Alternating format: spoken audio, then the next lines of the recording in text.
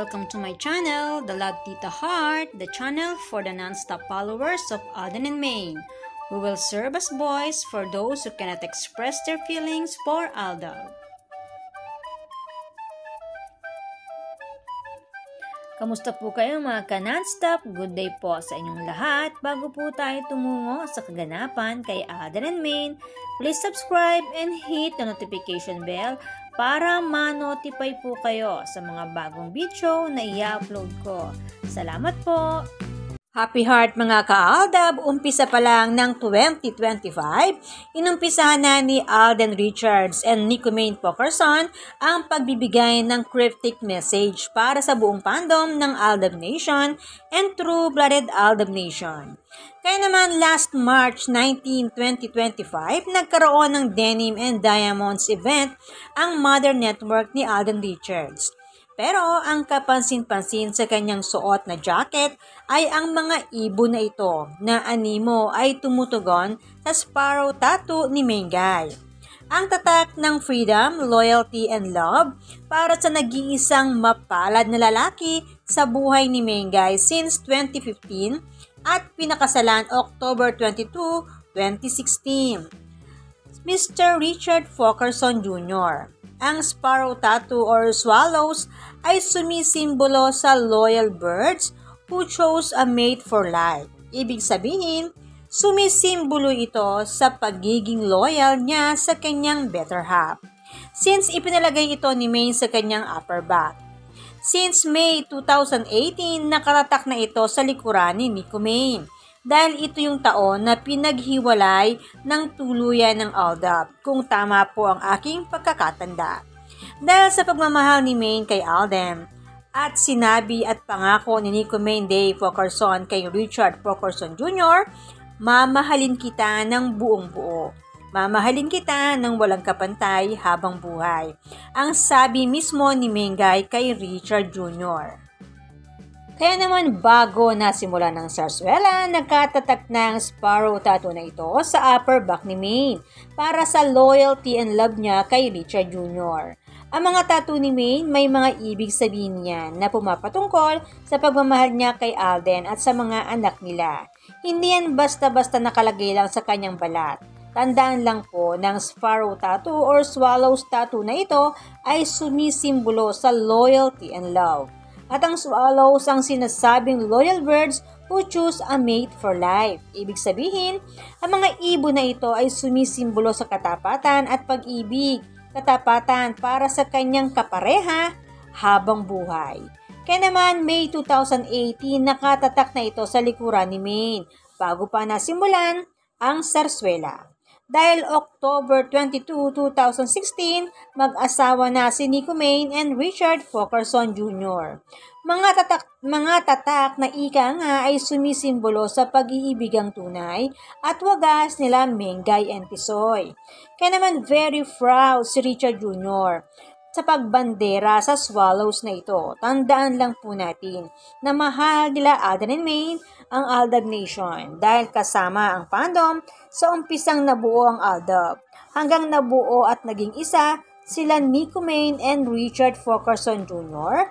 at nagkaroon ng Pokerson Jr. family. And March 21, naganap na ang Bench Body of Pork na puno ng tilian ang venue ng naturang fashion show, lalo na sa mapang-akit na kagwapuhan ni Alden Richards.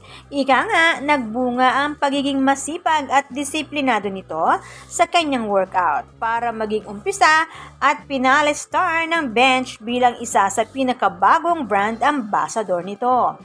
Matatandaan na sa panahon na bago pa lang magkarelasyon sila Alden and Maine ay laging kinukurot at pinanggigigilan ni Maine ang bilbil ni Tisoy hanggang nag-workout at nagpaganda ng katawan at biceps si Richard Jr. na siya namang gusto ni Mrs. Nico Maine Pokerson. Ngayon, inaani na ni Alden ang disiplina at pagtsatsaga sa pagkakaroon ng magandang pangangatawan. Sabay ang suporta ng napakagandang Mrs. Mengay Nita. Ngayon, pareho ng brand ambassador ng bench ang mag-better half. Kung hindi man pinagsama ang dalawa sa pagrampa ay okay lang yan. Maaaring may magandang mangyayari sa mga susunod na panahon.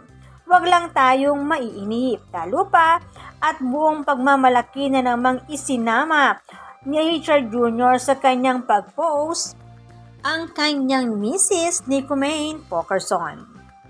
March 23, ipinakita muli ang ilang luma at bagong ganap ng body of work ng bench at kapansin-pansin na napiling i-post ang video ng ganap ni Maine noon at i-post ito ni Hubby Alden sa kanyang IG story. Bali, video po ito na in-screenshot lang po natin para mas makita po natin.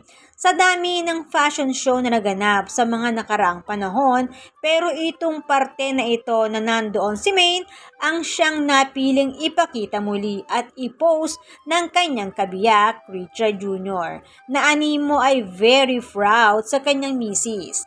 Bali, ito po yung outfit ni Maine sa ipinakitang dating video. So sexy and very attractive and stunning ang beauty talaga ang natagline ni Wifey Maine na sobrang bagay talaga sa mapang-akit na kagwapuhan ni Richard Jr.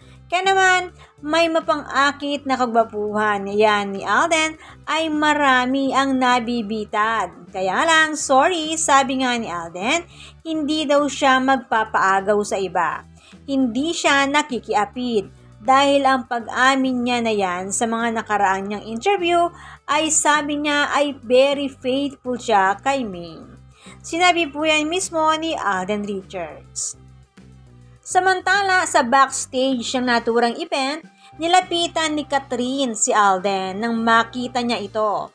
At nakaakmang yayakap ito kay Alden at dahil magkaibigan naman ang dalawa ay niyakap din ito ni Alden at kinomport sa paghawak sa likod at hima sa braso nito. Bilang leading lady sa katatapos lang nilang movie, kilala si Alden sa pagiging gentleman and thoughtful nito. Wala siyang pinipili para yakapin, artista man ito o hindi, katrabaho, kaibigan, or maging mga fans, hindi pinagdaramutan ng yakap at halik ni Alden. Kahit nga si Julia Monte sa nakaraang niyang birthday last week, niyakap din ni Alden ng mahigpit sa harap mismo ni Coco Martin na siyang asawa ni Julia. And take note po, si Catherine po ang lumapit kay Alden at nakaakmang yayakap po ito. Alangan naman po na deadmine siya ni Alden. Magmumukha naman po siyang bastos kung ganon. Kaya, syempre po, yayakapin din po niya ito. Bilang sila naman po ay naging magkatrabaho at magkaibigan na rin. Kaya ang tagpo po na yon na isang friendship hug lang po. Dahil ito pong si Alden, kapag si Maine ang kaharap nito, may territorial behavior po ito. Ang mga kamay po ni Alden kapag umakbay at humawak kay Maine, sa maselang bahagi ni Maine dumadapo ito. Siyempre, asawa niya Yan, ganyan po ang kamay ni Alden para ipaalam sa mga kalalakihan na siya ang tanging may karapatan kay Mengay. At ika nga ng ating ka-admin, kasama ni Tisoy si Mengay sa naturang event dahil very supportive ito kay Alden. Kaya pala, sa finale ng show, sabay may itinuro si Lovie Fo at Alden Richards at nakasign ito ng I love you. At nang sundan di umano ang turo ni Alden, nagulat ang nakakita. Dahil si Mrs. Mengaynita pala ang itinuturo nito. Ibig sabihin po, nagkita muli si Cathy and Mengay dito. Kaya po pala sa finale ng show, si David Licaco na lang ang kinausap ni Cathy. At deadman na si Alden sa kanya dahil nasa audience na pala si Mrs. Nicomane Pokerson. And take note po muli, si Daddy Bay po ang nag-post ng video na ito na may itinuturo po si Alden with Lovie po. Si Daddy Bay po na very supportive at mapagmahal sa kanyang manugang Mrs. Nicomane Pokerson.